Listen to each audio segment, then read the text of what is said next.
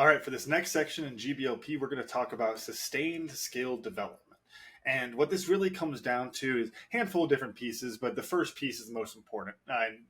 Stay tuned, watch the other pieces, all right? But the first piece is really the key here. When we talk about sustaining development, especially, whatever that skill is, just sustaining that development, not just falling into, hey, I've, read this book, I really care about this now, just read this great leadership book, I'm going to be a great leader, and then you think about it for 2 months, if you're lucky, and then you never think about it again. Happens to us all the time with hobbies and those kind of things. I think my parents still have a guitar that I played for about a month, right? Those kind of things do happen. So how do we commit ourselves to that development? How do we stay in tune with it?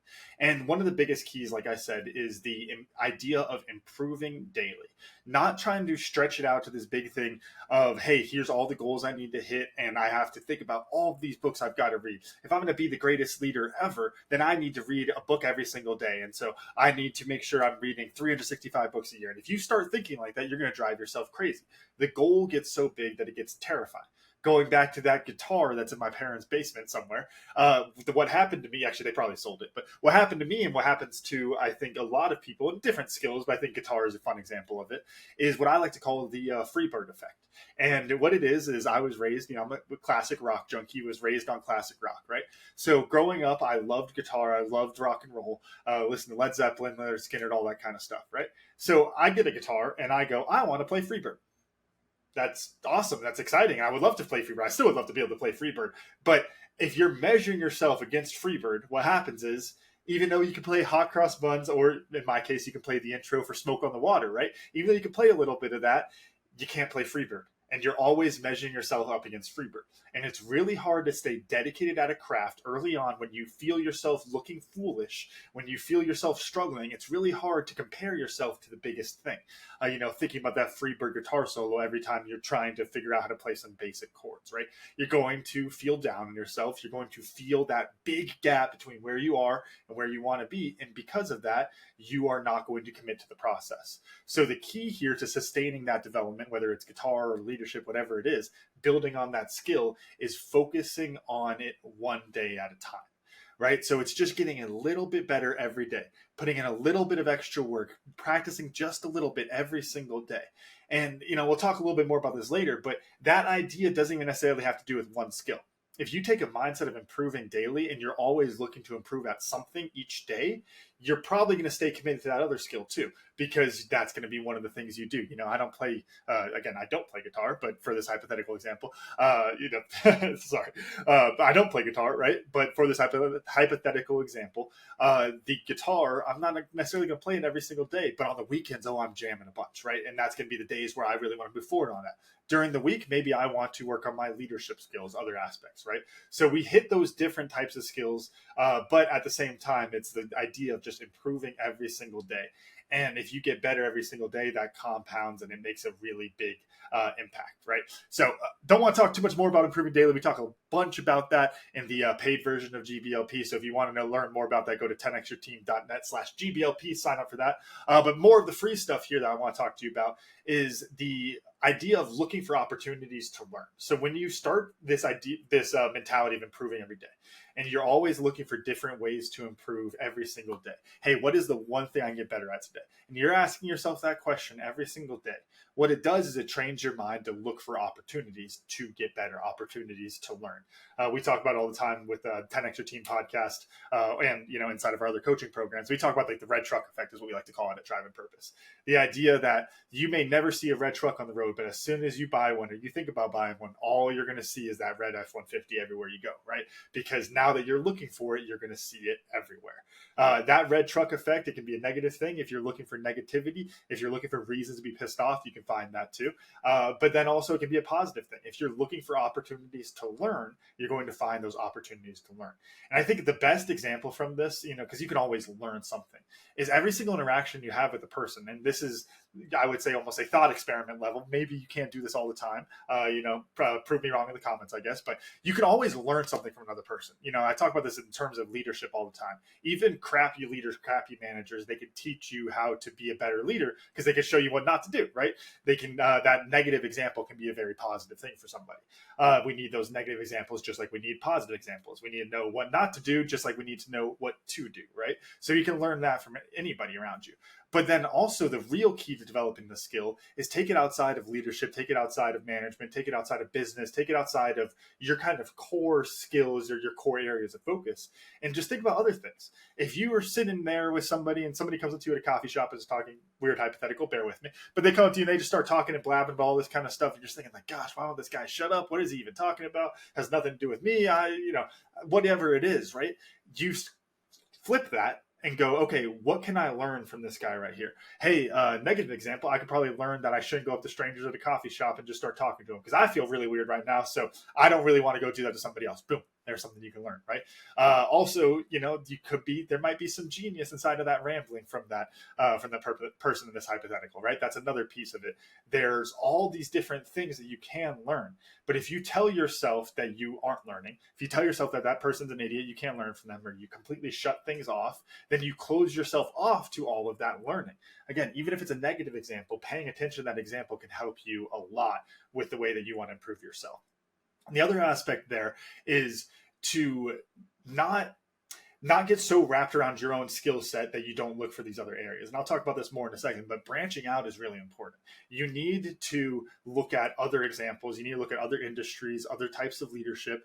My dad used the example that for a very long time, all the books he was reading were military, Patton, Eisenhower, all those guys, right? Going through the military stuff, there's a lot of good stuff in there. I've read a lot of those books too, not near as many of him, of course. But then you step out and you go, okay, I can learn. If you're just learning those military examples, you're closing yourself off from other lessons. There's a lot of lessons for leadership that come up in business that you're not necessarily going to see in a military context because the environment is so different. Or sports is another area, especially for leadership. Sports is such a great arena to learn those leadership skills and those leadership traits. But the idea is you want to branch out in all those different areas. So I'll talk about that more later. Maybe not as much now because I talk more here, but that's all right. So the other piece here is you don't want to get stuck. And what I mean by that is getting stuck with where you are, feeling like you learned it. Because I can tell you of all of the crappy managers, crappy leaders, crappy people maybe even that I've met in my life, almost every single one of them, I feel like I can point to a thing that they clearly got stuck on. They learned this one leadership lesson. This is how you lead, and you need to be firm, and you need to do this, and this is how it works. And then it doesn't work anymore, and they're still within. They're still trying to force things back into their solution that no longer fits the problem set. Whenever you stop learning, you're going to wind up getting stuck. It might not happen right away. It might not happen, next year, but at some point you are going to get caught in that situation where you are stuck because you stopped learning. And that's one of the best or one of the worst things that can happen. And you want to avoid that because you don't want to be that person who's stuck, who, you're talking to people like it's 30 years ago. I used the example on a phone call the other day of you ever meet somebody and you're just like, oh, I can tell you don't have any employees under 45. Because it's like, what are you talking about? Just the way they talk, the way that they speak down to people inside of their team. You can tell that cultural changes, a lot of younger people are going to walk away from that. Talk about great resignation and those kind of things, right? You're not going to stay with that crappy management. It's something that's more valued in a younger generation, right? That's one example of generational perspectives. There's all sorts of examples with that. But the key is if you want to either, keep leading with those other future generations or, just learn in those new environments, all those different things, don't try to force things to fit into your understanding, broaden your understanding to fit all of those different problem sets. And with that, the same kind of thing I was just saying earlier, I mentioned I'd talk about it a little bit more, is the idea of branching out. You want to learn from different things. And the other key that I'd throw in, besides just the idea of, it's important to branch out, I think most of us could intuitively put that together when we talk about sustaining skill development, is that you don't want to be overly focused. But the other thing that I always think of is how many lessons I've learned from other industries for my own businesses or from other sports when I talk about coaching rugby. There's always something you can learn. You go watch the way that a goalie in soccer has their body language. I could probably apply something from that to the game of rugby. You talk about closing down angles and goal and those kind of things. It's like there's lessons there that you could apply to all sorts of kind of sports, whether you have a goalie or not. Hockey and lacrosse, soccer, you can make those clear comparisons. But even a game like rugby, I can learn something from that if you look for something to learn.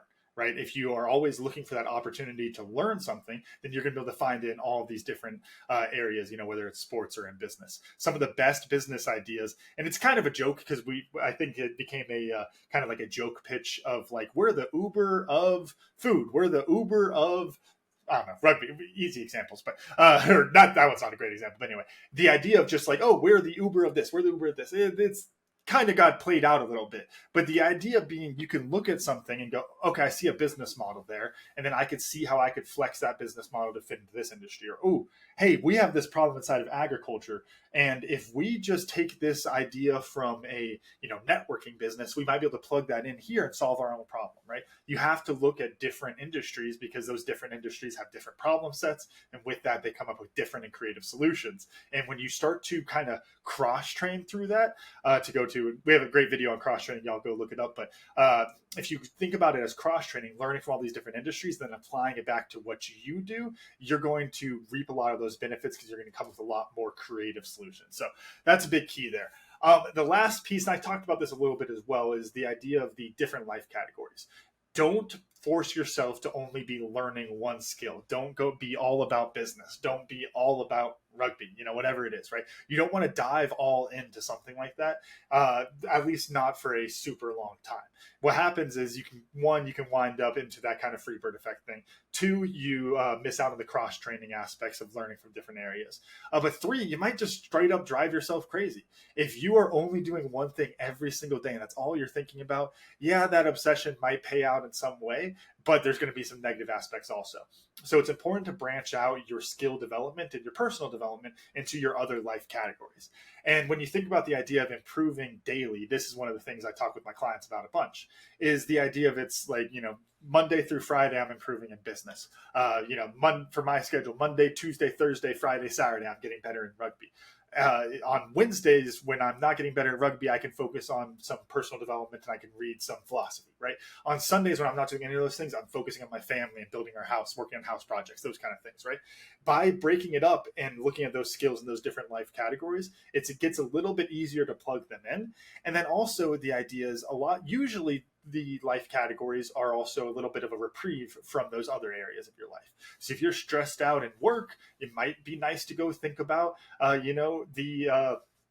thinking about, I keep going back to rugby because that's my example, of course, but thinking about your time volunteering with something or coaching, right?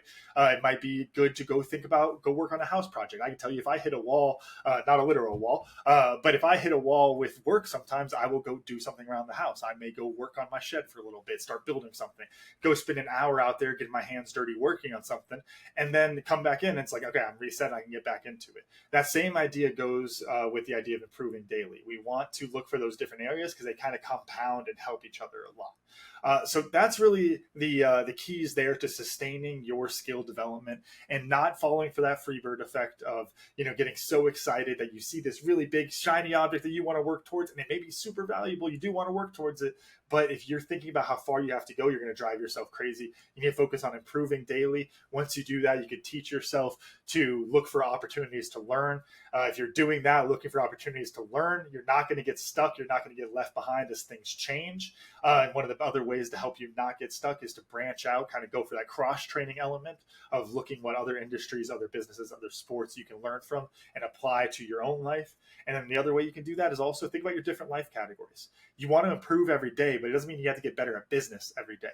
Just get better. And when you build that and you carry that mindset forward, you're always going to find other ways to learn. And that's the real key there. So thank you for your time. Hope this helps you to, avoid that freebird effect and to find some ways to sustain your own development rather than just having it be a flash in the pan and a guitar in the basement might be a good way to put it. But yeah, thank you for your time. If you enjoyed this video and you want to learn more about improving daily or any of the other great subjects that we cover inside of the Green Beret Leadership Program, go to 10xyourteam.net/GBLP, schedule a free call with Otis or I, and we'll talk with you about what GBLP can do for you and your team to develop great leaders inside of your team. And we can talk to you about how important that is and the impact that you get when you have a team of leaders and just how great that all is. So again, thank you for your time. That website is 10xyourteam.net/GBLP, or we'll have the link in the comments below. Thank you.